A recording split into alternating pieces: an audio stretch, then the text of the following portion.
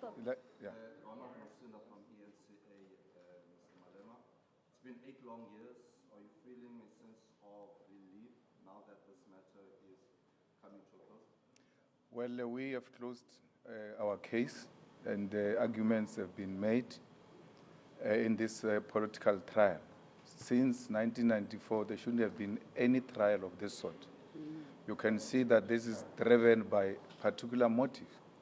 And in a normal magistrate court, the magistrate would have passed judgment and say, I will send my reasons later, because matters have been canvassed with for a very long time. And these heads of arguments were submitted to her by December. She had ample time to go through those heads of arguments and formulate some sort of an idea and come and listen to the verbal arguments. But she should be having an idea by now and say, okay, given the following reasons, which I will submit in writing later, I am acquitting or finding them guilty. But you can see clearly that it's a political trial. A lot of maneuvering needs to be done, and they will now decide as to whether they are moving which direction. It's going to be interesting because the state says they've got no evidence, none whatsoever, against accused number 2. And the prosecutor, in his fake 50 years of experience, says that he's not desperate for conviction. He's here to help the court. And he says he did so for accused number 2. But he has never said the accused number 2 is innocent. When he couldn't find him guilty, when he couldn't find him guilty on 2 charges, the prosecutor tried other things outside what the accused number 2 was charged for, which is a sign of a disparate.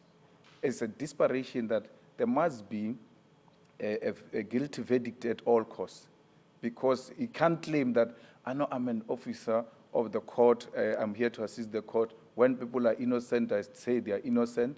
Like I said with accused number 2, where did he say that?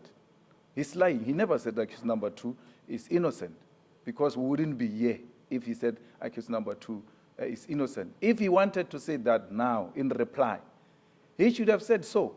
He must not create an impression that he said accused number 2 is innocent. He went to town trying to bring in new charges in the closing argument, which is not allowed.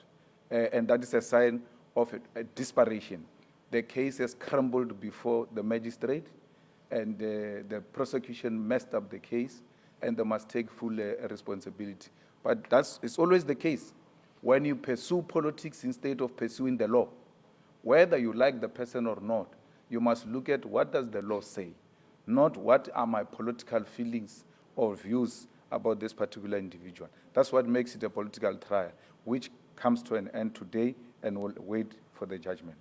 Now, Mr. Malema, what is your response to basically the state insinuating that the firearm that was handed over could have been tampered with?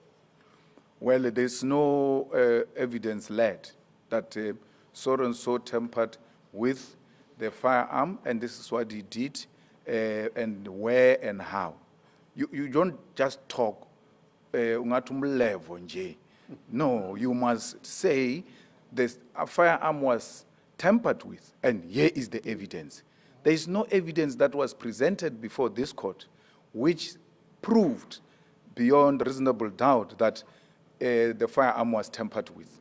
So the expert argued differently, and it is incorrect to suggest actually that it is possibly accused number 2 who changed or tampered with the firearm. And again, a demonstration of a desperation by the prosecutor to find something on accused number 2, because there is really nothing. The accused number 2, the firearm they're talking about, belongs to his company, but he's not responsible for issuing the firearms to the security personnel. They said the person who was responsible was someone else. and handed over the firearm to Mabunda. But still, they keep on insisting. The evidence of the police that this is a person who's responsible for issuing firearms. The firearm was issued to Mabunda. No evidence has been led that accused number 2 is the one who issued the firearm, or he's responsible for issuing firearms, or he brought the firearm to East London. Equally, Mabunda, the reason why he's not called, he says to them, the firearm in question was not in East London. He actually cooperated by volunteering the firearm himself. Now, he comes here, the prosecutor says Mabunda was going to be a hostile witness and waste of state resources. How can you be hostile when you, on your own, you hear they're looking for this firearm? You go and say, yes, the firearm you're looking for. It was never in East London, it was in Joburg, and all of that. That's the most cooperative man. So how does Mabunda demonstrate that the firearm was not in East London? He gives them a ticket of SAA that I flew to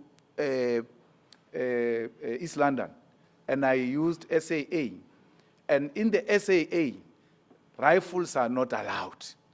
Here's my ticket. So he produces an evidence. They realize, yes, this one is going to be useless. Then they leave him out. Because he can demonstrate, I received the firearm in question, I left it in Joburg, reason being that I was flying to East London. Here's my ticket.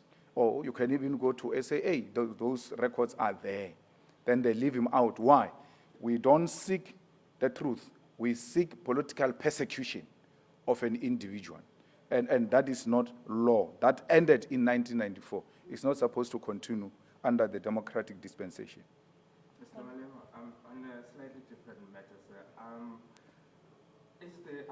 Should the DA walk out of the GNU? Is the EFF interested there? And what's your comment on the latest developments regarding Morocco? Well, the GNU is an issue that we'll debate on a separate day because we must look at this development very closely. Today, we are awaiting President's response because we wrote a legal letter to him asking him to withdraw the appointment of Kachalia as acting minister because it's not allowed. The constitution is very clear.